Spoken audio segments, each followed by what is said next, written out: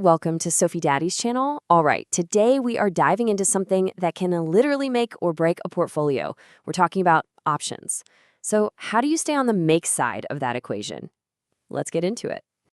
One of the sources I looked at for this explainer really nailed it. It said options have this incredible asymmetric power, which is just a fancy way of saying you can get these massive returns from a pretty small investment. But, and this is a huge but, that power comes with a dark side, this hidden potential for destruction that can just sneak up on you. So, what's the deal? Are options this super sophisticated tool for savvy investors? Or are they more like a financial weapon of mass destruction? Well, the crazy thing is, they're both. It really depends on whose hands they're in and how they're being used. Okay, so here's our game plan. We'll start with the two sides of the coin, the double-edged sword. Then we'll look at using options as a shield for your portfolio and also how to use them for income and growth. After that, we're going to take a little trip to the trader's graveyard. Trust me, you want to see this. And we'll wrap it all up with a strategic rulebook to keep you on the right path. All right, section 1, the double-edged sword. Look, before you do anything, you have to ask yourself one simple question. Why? Why are you even thinking about trading options? Because your answer, well, it changes absolutely everything. And it really comes down to this one fundamental choice. Are you hedging or are you speculating? Are you trying to protect what you already have or are you trying to hit a home run? These two mindsets are complete opposites and you can't mix them up. Let's unpack hedging first. This is your defense. This isn't about getting rich quick. It's about making sure you stay rich. The best analogy really is insurance. Think about it. You buy fire insurance for your house, right? You're not hoping your house burns down, but you pay that small premium every year just in case to protect yourself from a total wipeout. That's hedging. Now, speculation, that's the complete opposite. This is pure offense. You're using the incredible leverage that options give you to make some really big bets, usually with not a lot of capital. And yeah, the returns can be absolutely mind-blowing, but the losses, they can be just as fast and just as brutal. We're talking account-ending losses gone in a flash. Okay, let's stick with that defensive mindset for a bit. Section 2 is all about using options as your shield. So how do you actually use these things to build a fortress around your hard-earned money? Let's get into the art of portfolio defense. So you might be thinking, hang on, why can't I just use a simple stop-loss order? And that's a fair question. But here's the problem. A stop-loss is kind of like a cheap umbrella. It's fine in a little sprinkle, but in a real storm like a massive overnight gap down, it's going to do nothing for you. You'll get soaked. And that's where something called a protective put is a total game changer. It's basically a contract that guarantees you a sale price for your stock. It doesn't matter if the stock drops 50% overnight. You have the legal right to sell at your pre-agreed price. It's a guaranteed exit. Now, what's the catch? Of course, there's a catch. This kind of bulletproof insurance isn't free. You have to pay for it. But there's a challenge when you're constantly hedging against some black swan event. Traders call it the bleed. Think of it like this. Every single day that the market doesn't crash, that insurance policy you bought gets a tiny bit less valuable. It's this slow, constant drain on your portfolio, and it's all because of this one little Greek letter called Theta, which is basically the enemy of every option buyer. It's the clock, always ticking. So you're probably wondering, is there any way to get this protection without paying for it? And the answer is, kind of. There's a clever strategy called a collar, but it comes with a major trade-off. To pay for your downside insurance, you sell away your upside potential. So yeah, you're protected if the market tanks, but you also cap your gains if it rips higher. You can't have it both ways. All right, enough about defense. Let's switch gears and talk about offense. Let's talk about using options for income and growth. How can we make our assets work for us? So a really popular way to do this is with a strategy called the wheel. It sounds complicated, but it's not. Basically, you start by selling a put, which means you're getting paid cash today for agreeing to buy a stock you like at a price you want. If you end up buying the stock, great. Now you own it, and you immediately start selling calls against it, which means you're getting paid again to agree to sell it at a higher price.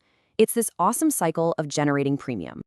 Here's another way to think about growth, capital efficiency. Look at this. To control 100 shares of this stock, you could shell out 10 grand. Or you could buy what's called a leaps option, that's a long-term option, for just over 5 grand. You control the exact same number of shares, but for way, way less money. And why is that a huge deal? Look at this number, 38.5%. Because you put up less capital, your percentage returns get juiced.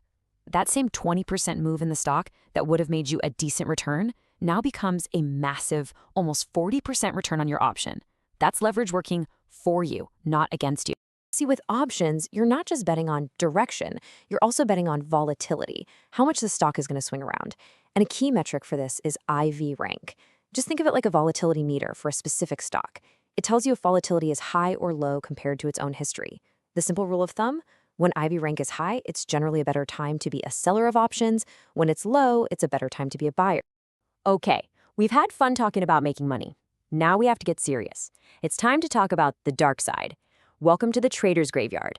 This is where we learn what not to do by looking at the accounts that got blown to bits. These right here, these are the silent killers.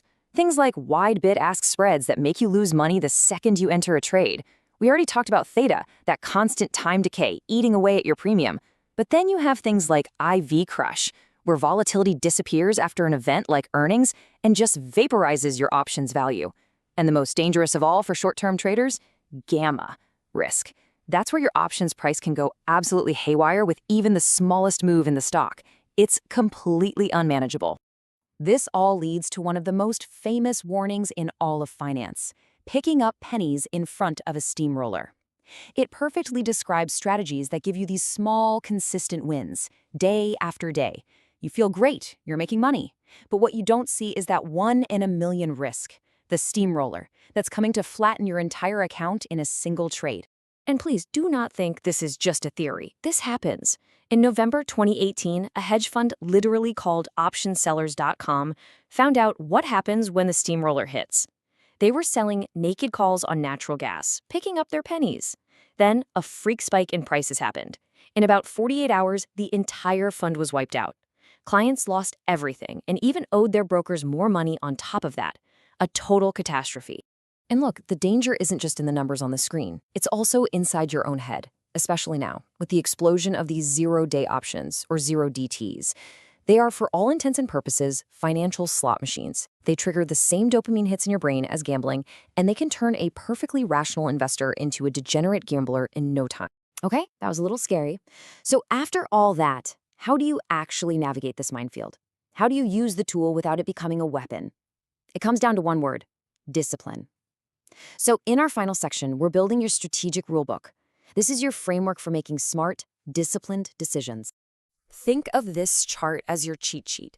It's a decision framework. Are you bullish, bearish, neutral? Okay, here are the strategies that fit that view. But, and this is the most important part, it also shows you the key risks for each one. You have to know what can go wrong before you put the trade on. This is how you trade with your brain, not your gut. And here are the biggest mistakes that get people into trouble over and over again. Things like trading illiquid options or selling naked calls. And right next to each mistake is how you avoid it. Seriously, screenshot this. This is your guide to staying out of that graveyard we just talked about. And one last thing, something nobody likes to talk about, but it can absolutely wreck you: taxes.